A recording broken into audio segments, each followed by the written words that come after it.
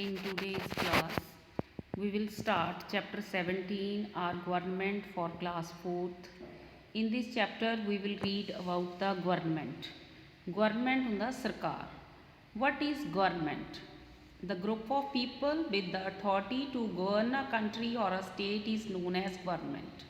Government ਉਹ ਹੁੰਦੀ ਹੈ ਜਿਹੜੀ ਲੋਕਾਂ ਦੇ ਉੱਪਰ ਲੋਕਾਂ ਦਾ ਇੱਕ ਗਰੁੱਪ ਹੁੰਦਾ ਵਾ ਜਿਹਨੂੰ ਅਥਾਰਟੀ ਹੁੰਦੀ ਹੈ ਵੀ ਜਿਹੜੀ ਕਿਸੇ ਕੰਟਰੀ ਕਿਸੇ ਦੇਸ਼ ਨੂੰ ਜਾਂ ਕਿਸੇ ਸਟੇਟ ਨੂੰ ਚਲਾਉਂਦੀ ਹੈ। ਨੈਕਸਟ ਹੈਗਾ why do we need a government, ਸਾਨੂੰ ਗਵਰਨਮੈਂਟ ਦੀ ਕਿਉਂ ਜ਼ਰੂਰਤ ਹੈ, ਸਰਕਾਰ ਦੀ ਕਿਉਂ ਜ਼ਰੂਰਤ ਹੈ। First, the purpose of a government is to facilitate the smooth functioning of a country's affair. ਜਿੰਨੇ ਵੀ ਕੰਟਰੀ ਦੇ ਵਿੱਚ ਜਿਹੜੇ ਕੰਮ ਹੋਣੇ ਨੇ ਉਹ ਸਮੂਥ ਕਿਵੇਂ ਚੱਲਣਗੇ, ਠੀਕ ਹੈ, ਉਹਨਾਂ ਦੀ ਫੰਕਸ਼ਨਿੰਗ ਆ ਜਿਹੜੀ ਉਹ ਸਮੂਥ ਕਿਵੇਂ ਚੱਲੂਗੀ, ਇਹ ਗਵਰਨਮੈਂਟ ਦਾ ਇੱਕ ਮੇਨ ਪਰਪਸ ਹੈ। ਨੈਕਸਟ ਹੈਗਾ to bring about an order in the overall governance of the country, ਪੂਰੇ ਦੇਸ਼ ਨੂੰ ਕਿਵੇਂ ਚਲਾਉਣਾ ਵਾ, ਕਿਵੇਂ ਆਰਡਰ ਦੇ ਵਿੱਚ ਲੈ ਕੇ ਆਉਣਾ ਵਾ, ਠੀਕ ਹੈ। ਗਵਰਨਮੈਂਟ ਆ ਜਿਹੜੀ ਉਹ ਕੰਟਰੀ ਦੀਆਂ ਜਿਹੜੇ ਵਰਕਸ ਨੇ ਉਹਨਾਂ ਨੂੰ ਮੈਨੇਜ ਕਰਦੀ ਹੈ, ਕੰਟਰੀ ਰਿਸੋਰਸਿਸ ਨੂੰ ਮੈਨੇਜ ਕਰਦੀ ਹੈ in an ethical and responsible manner ਦੇ ਵਿੱਚ।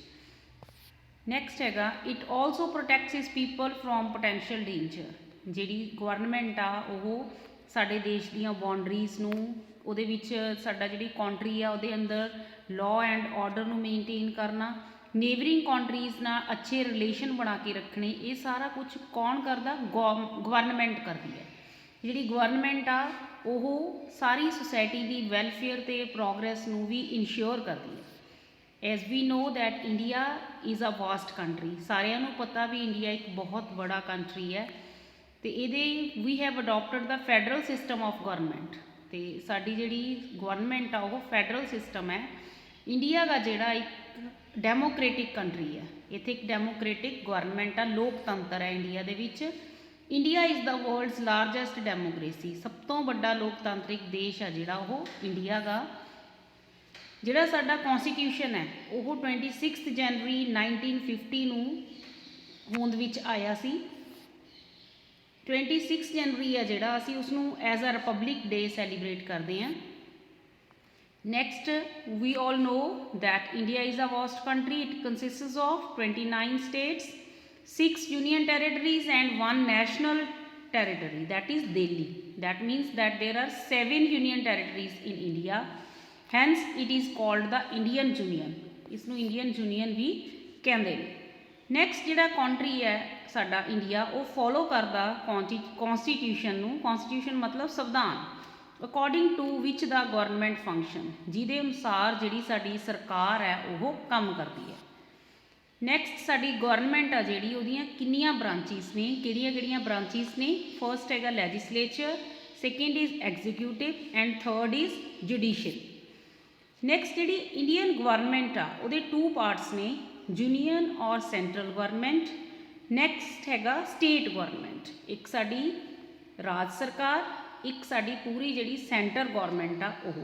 Our system of a government by the constitution is in 2 tiers, 2 ਇਹਦੇ ਮੇਨ ਉਹ ਨੇਗੇ, ਇੱਕ central government, second one is state government. ਜਿਹੜੀ ਸੈਂਟਰਲ ਗਵਰਨਮੈਂਟ ਆ ਉਹ ਪੂਰੇ ਦੇਸ਼ ਦੇ ਉੱਪਰ ਰਾਜ ਕਰਦੀ ਹੈ, ਜਿਹੜੀ ਸਟੇਟ ਗਵਰਨਮੈਂਟ ਆ ਉਹ ਅਲੱਗ-ਅਲੱਗ ਸਟੇਟਸ ਦੇ ਉੱਪਰ ਰਾਜ ਕਰਦੀ ਹੈ। ਨੈਕਸਟ ਜਿਹੜੀਆਂ ਸਾਡੀਆਂ ਪਾਵਰਸ ਅਤੇ ਡਿਊਟੀਜ਼ ਨੇ ਇਹ ਕੀ ਨੇਗੀਆਂ ਗਵਰਨਮੈਂਟ ਦੀਆਂ, ਰਿਸਪੈਕਟਿਵ ਏਰੀਆਜ਼ ਆਫ ਡਿਊਟੀਜ਼ ਨੇ ਜਿਹੜੇ ਉਹ ਅਲੱਗ-ਅਲੱਗ ਨੇਗੇ। दैट इज़ सेंट्रल गवर्नमेंट आ जिहड़ी वो होल्ड करती आ powers in accordance with the union list, union list दे विच जिन्नियां भी उन्होंने दित्तियां गईयां ने पावर्स उन्होंने वो होल्ड करती है, ठीक है। यूनियन गवर्नमेंट आ जिहड़ी वो इंडिया की सिक्योरिटी नूं ते दूसरे कंट्रीज़ नाल उहदे किहो जिहे रिलेशन ने ते साडा फाइनैंशियल सारा की है, ये सारा कुछ यूनियन गवर्नमेंट के अंडर आंदा गा, साडी सेंट्रल गवर्नमेंट के अंडर आंदा गा। जिहड़ी साडी सेंट्रल गवर्नमेंट आ वो फॉरन अफेयर्स ते काम भी करती है, डिफेंस लई काम भी करती है, कम्यूनीकेशन भी, सारा कुछ है जिहड़ा ये सेंट्रल गवर्नमेंट के अंडर आंदा गा। जिहड़ी स्टेट गवर्नमेंट आ वो की होल्ड करती है, वो पावर्स नूं होल्ड करती है जिहड़ियां स्टेट लिस्ट दे विच आंदियां ने। स्टेट लिस्ट दे विच जिवें साडी protection of life, property, agriculture, education ते होर बहुत सारे मैटर्स ने जिहड़े स्टेट लिस्ट दे विच आंदे ने। इहदे विच आ गया public health, taxation on agriculture, local government, all these are come under the powers of state government.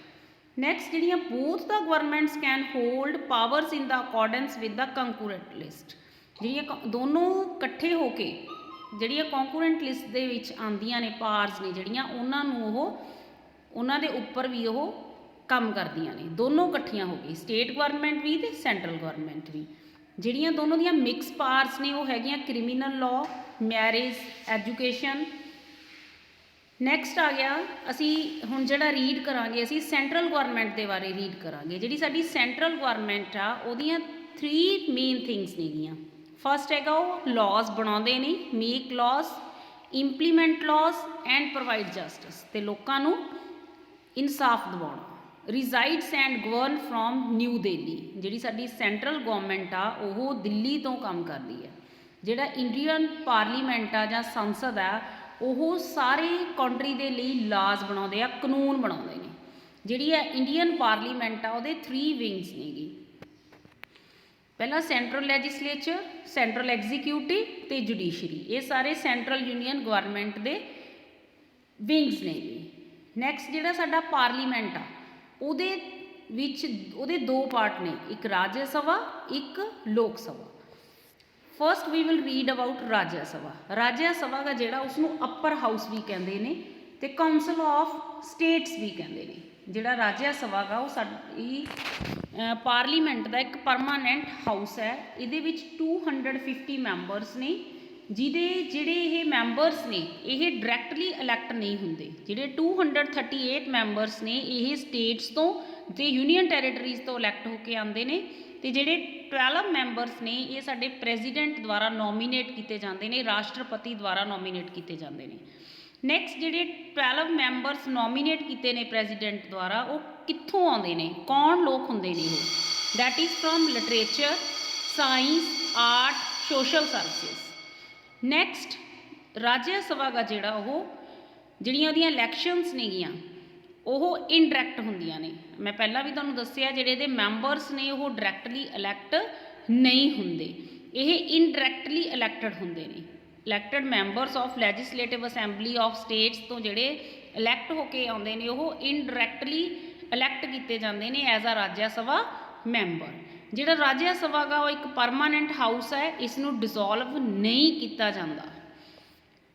Next ਹੈਗਾ ਜਿਹੜੇ ਇਹਦੇ ਇਲੈਕਟਡ ਮੈਂਬਰਸ ਨੇ ਉਹਨਾਂ ਦਾ ਜਿਹੜਾ ਟਾਈਮ ਪੀਰੀਅਡ ਆ ਉਹ 6 ਈਅਰ ਆ, 6 ਸਾਲ ਜਿਹੜੇ ਇਹ ਲੋਕ ਨੇ ਇਹ ਰਾਜ ਸਭਾ ਦੇ ਮੈਂਬਰ ਰਹਿੰਦੇ ਨੇ।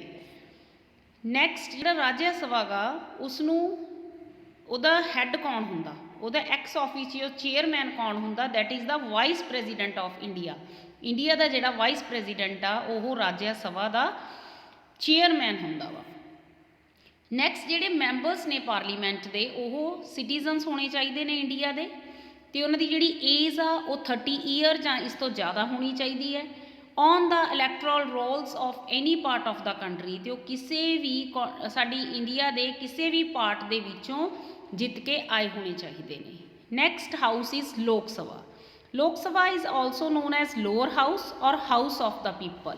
ਇਹਦੇ ਵਿੱਚ ਜਿਹੜੇ ਮੈਂਬਰਸ ਨੇ ਉਹ ਲੋਕਾਂ ਦੁਆਰਾ ਡਾਇਰੈਕਟਲੀ ਇਲੈਕਟ ਕੀਤੇ ਜਾਂਦੇ ਨੇ। ਜਿਹੜੀ ਲੋਕ ਸਭਾ ਗੀ ਇਹ ਮੇਨ ਸੋਰਸ ਆ ਸਾਡੀ ਪੋਲੀਟੀਕਲ ਪਾਵਰ ਕੰਟਰੀ ਦਾ। ਅਕੋਰਡਿੰਗ ਟੂ ਦਾ ਕੌਨਸਟੀਟਿਊਸ਼ਨ ਜਿਹੜੀ ਲੋਕ ਸਭਾ ਦੀ ਟਰਮ ਆਫ 5 ਈਅਰ ਆ। ਇਹਦੇ ਵਿੱਚ 552 ਮੈਂਬਰਸ ਨੇ, ਜਿਹੜੇ 530 ਰਿਪਰੈਜ਼ੈਂਟ ਕਰਦੇ ਨੇ ਸਟੇਟਸ ਨੂੰ, 20 ਰਿਪਰੈਜ਼ੈਂਟਡ ਜਿਹੜੇ ਨੇ ਇਲੈਕਟ ਹੋ ਕੇ ਆਉਂਦੇ ਆ ਯੂਨੀਅਨ ਟੈਰੀਟਰੀਜ਼ ਦੇ ਵਿੱਚੋਂ, ਤੇ ਜਿਹੜੇ 2 ਮੈਂਬਰਸ ਨੇ ਉਹ ਪ੍ਰੈਜ਼ੀਡੈਂਟ ਦੁਆਰਾ ਨੋਮੀਨੇਟ ਕੀਤੇ ਜਾਂਦੇ ਨੇ। ਤੇ ਜਿਹੜੇ ਮੈਂਬਰ ਨੇ ਪਾਰਲੀਮੈਂਟ ਦੇ ਉਹਨਾਂ ਦੀਆਂ ਕੀ ਮਤਲਬ ਕਿ ਉਹਨਾਂ ਦੀ ਏਜ ਕੀ ਹੋਣੀ ਚਾਹੀਦੀ ਹੈ? ਫਸਟ ਤਾਂ ਇਹ ਆ ਵੀ ਜਦੋਂ ਚਾਹੇ ਉਹ ਲੋਕ ਸਭਾ ਦਾ ਮੈਂਬਰ ਆ ਚਾਹੇ ਉਹ ਰਾਜ ਸਭਾ ਦਾ ਮੈਂਬਰ ਹੈ, that is the citizen of India. India ਦਾ ਉਹ ਸਿਟੀਜ਼ਨ ਹੋਣਾ ਚਾਹੀਦਾ। ਤੇ ਜਿਹੜੀ ਉਹਦੀ ਏਜ ਆ ਉਹ 25 ਈਅਰਸ ਤੋਂ ਜ਼ਿਆਦਾ ਹੋਣੀ ਚਾਹੀਦੀ ਹੈ, ਤੇ ਉਹ ਕਿਸੇ ਵੀ ਕੰਟਰੀ ਦੇ ਸਾਡੇ ਦੇਸ਼ ਦੇ ਕਿਸੇ ਵੀ ਸਟੇਟ ਹਿੱਸੇ ਵਿੱਚੋਂ ਉਹ ਜਿੱਤ ਕੇ ਆਇਆ ਹੋਣਾ ਚਾਹੀਦਾ ਵਾ।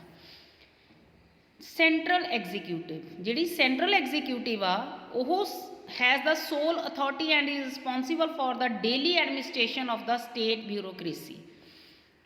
ਨੈਕਸਟ ਆ ਗਿਆ ਸੈਂਟਰਲ ਐਗਜ਼ੀਕਿਊਟਿਵ ਦੇ ਵਿੱਚ ਜਿਹੜਾ ਪ੍ਰੈਜ਼ੀਡੈਂਟ ਆ ਸਾਡਾ ਉਹ ਹੈੱਡ ਆ ਸਾਡਾ, ਠੀਕ ਹੈ।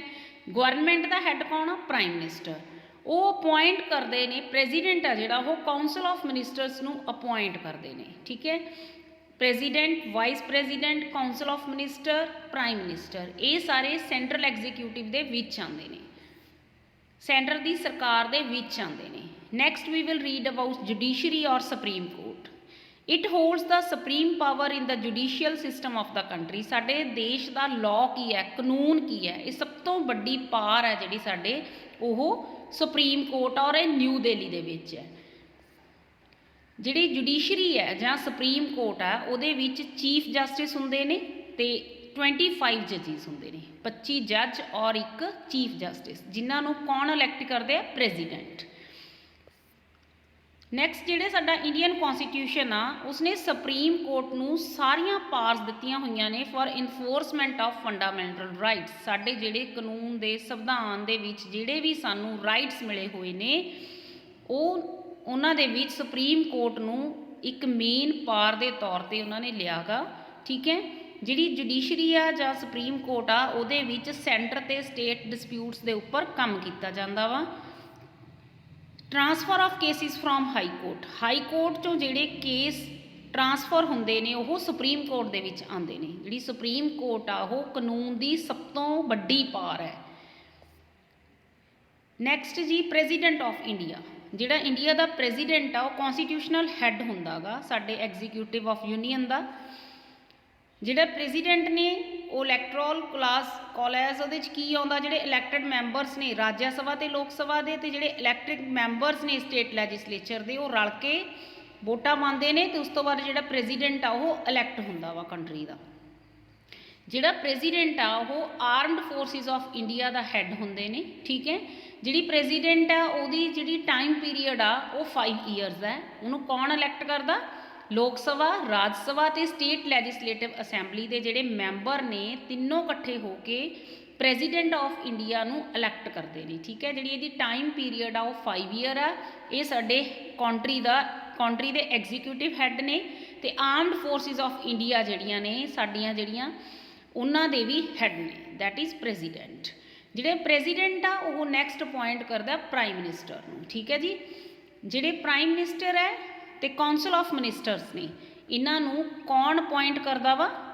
प्रेजिडेंट। नैक्सट जिहड़ा प्रेजिडेंट आ वो राष्ट्रपति भवन दे विच रहिंदे ने, ठीक है। उन्हां दी रेजिडेंशियल एरिया गा जिहड़ा वो राष्ट्रपति भवन है।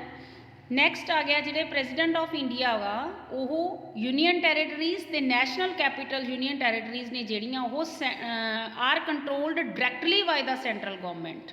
जिहड़ियां यूनीयन टैरेटरी ते नैशनल कैपिटल टैरेटरी है जिवें साडी दिल्ली आ उन्हां ते डायरैक्टली सेंट्रल गवर्नमेंट का कंट्रोल हुंदा गा। Next we will read about state government. This we will read in the next video.